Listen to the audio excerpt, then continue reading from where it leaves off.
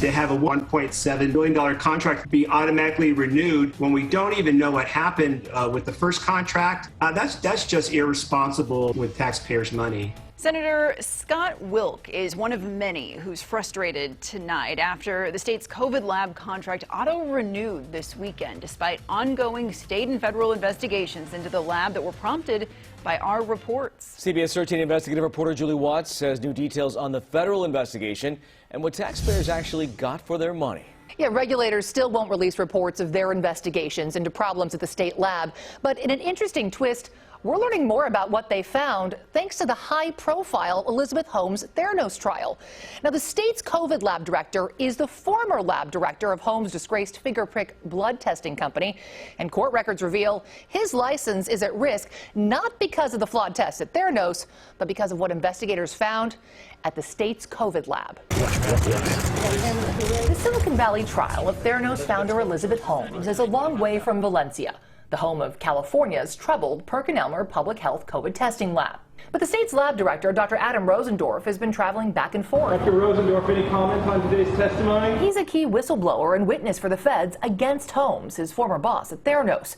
In an attempt to discredit him, her defense attorneys brought up the federal investigation into faulty tests at his current PerkinElmer public health COVID lab, an investigation prompted by our whistleblower reports. They're jeopardizing people's lives. Whistleblowers revealed unlicensed lab techs asleep while processing COVID samples, test swabs found in lab restrooms, incidents of contamination, swap samples, and tens of thousands of inconclusive COVID tests. The public deserves to know what's going on in their state lab. Both state and federal regulators opened investigations into the state lab, but the court's now acknowledging a potential conflict of interest in the Holmes case between those federal inspectors and the state's lab director.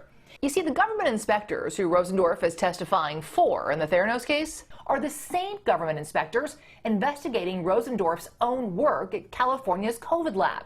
Inspectors from the same federal agency that won't respond to our Freedom of Information requests. And neither will the California Department of Public Health, which is investigating its own state lab.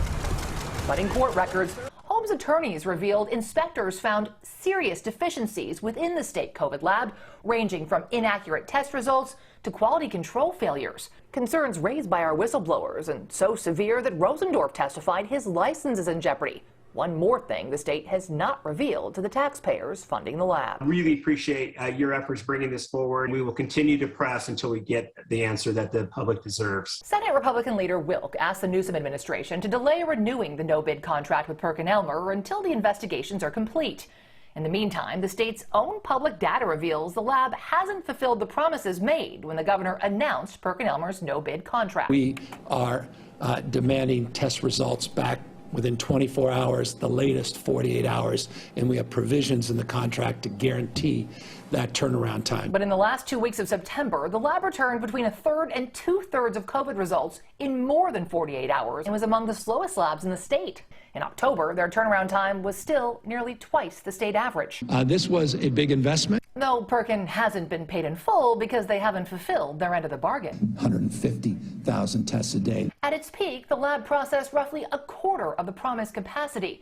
And state data reveals roughly 1 out of every 42 tests at the lab did not return a clear result. Best price guarantees. Other companies now charge a fraction of Perkin's contracted rate with faster results. Yet the state chose to renew its no-bid contract anyway. There's an old saw that says, you continue to do what you've done, you'll get what you've got. The state did not respond to a request for comment from health officials, the administration, PerkinElmer, or Dr. Rosendorf.